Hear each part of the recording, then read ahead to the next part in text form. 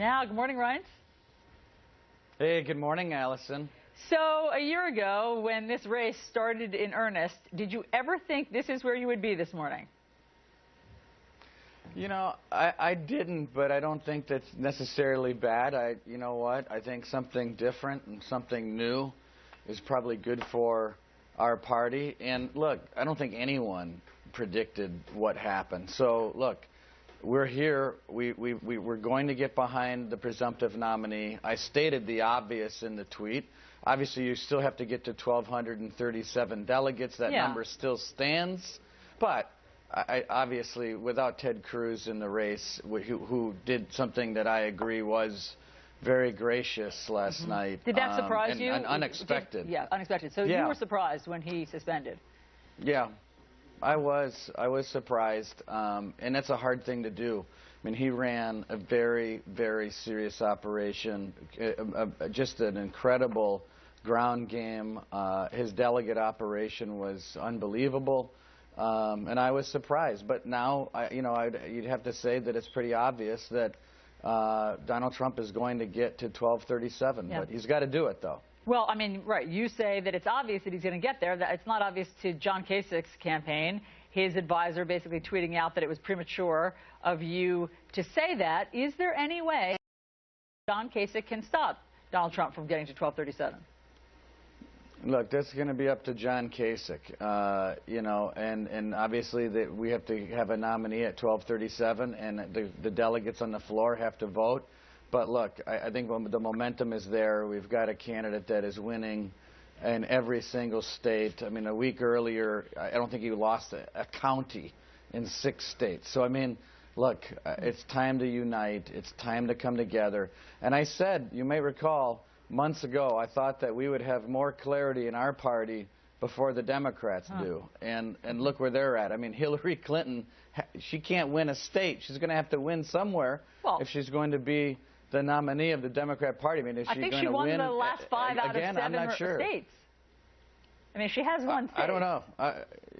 Well, listen, she's going to have to win more than she is in order to put this away. And she's spending money on primaries when she should be having to spend money on ground game and battleground states. You're talking about party unity and you're calling for it. Would it help if John Kasich got out of the race? Look, I'm not going to get into that, Allison. You know, obviously that's up to John Kasich. He's got his own platform and his own agenda that he's running, and I'm going to leave that up to him. Okay, in terms of party unity, there seems to be something of a mutiny among high-profile conservatives who are basically jumping ship this morning. Let me read a couple of the tweets to you. Here's John McCain's former advisor, Mark Salter, says the GOP is going to nominate for president a guy who reads the National Enquirer and thinks it's on the level. I'm with her, meaning he will vote for Hillary Clinton. Steve Deese, conservative talk radio host, says, well, there goes my time as a Republican. We'll be changing our party affiliations tomorrow. Frankly, I feel relieved to do it. I feel free, even. What do you say to those? Well, look, I mean, there's going to be time here in the next few months to heal and come together, and that's what today's all about. It's just starting that process. It's not easy. I mean, it's not, you know, we had 2 candidates that had very serious operations with deep support, both on the ground and on the air, everywhere for 24 hours a day, 7 days a week, every 6 minutes on cable, everybody fighting about this. And it's going to take some time, but we're going to get there because Hillary Clinton and the Supreme Court and getting our debt under control and signing a budget bill that Paul Ryan drafts up is going to be important to the future of our country. And I think people are going to understand that the words President Hillary Clinton is something that we can't stand for. Yesterday was a particularly crazy day on the campaign trail. Donald Trump was talking about Ted Cruz's father, implicating him somehow in the JFK assassination. Now that it's all over, but for the shouting, as they say, is it time for Donald Trump to apologize to Ted Cruz or his father? Look, I don't know about all the apologies, but I do think that it's time to come together. And I think you saw the beginning of that last night. I thought that Donald Trump was very gracious. I thought his tone was spot on. I think that is the Donald Trump that people are going to see a lot more of. And I think he was right to compliment Ted Cruz. I think that he was right to call what he did brave and gracious. I agree with that. And I think you're going to see more of that. You're certainly going to see a lot more of that from me. And I think you're going to see a lot of that from Donald Trump moving forward. We know you had a conversation with Donald Trump last night. What did you promise him the party would do for him? I didn't make any promises. I mean, this is the party.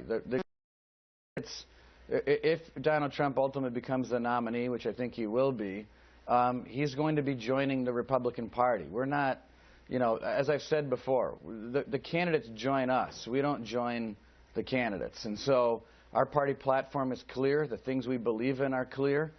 We don't change what we believe in as a party. We have a nomination process, and someone is going to get chosen. I believe Donald Trump will ultimately get chosen, and he's going to join the party. Did Trump tell you that he's changing his tone?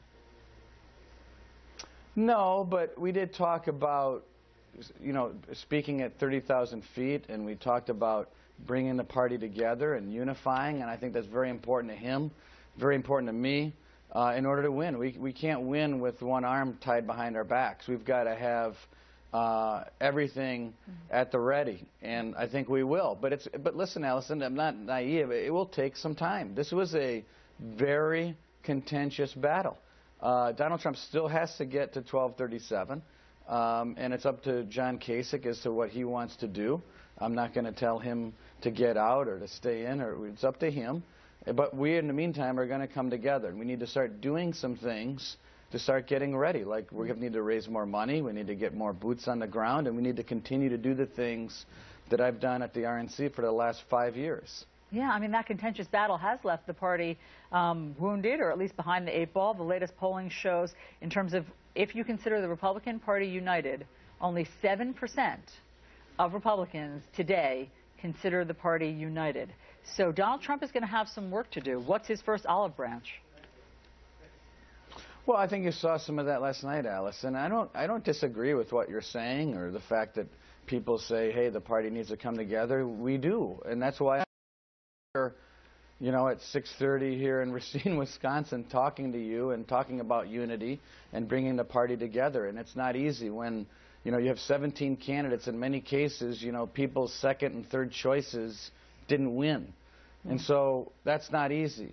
But ultimately, Hillary Clinton, the Supreme Court, actually getting something done about our debt and spending in this country, it's not going to happen with Hillary Clinton as president. She's not going to sign a Paul Ryan budget. She's not going to appoint conservatives to the Supreme Court.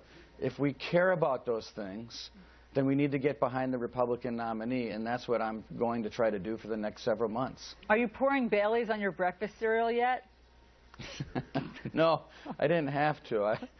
I had plenty of coffee already this morning. No need, no Bailey's yet. Pretty tasty. Reince Priebus, Yeah. thanks so much.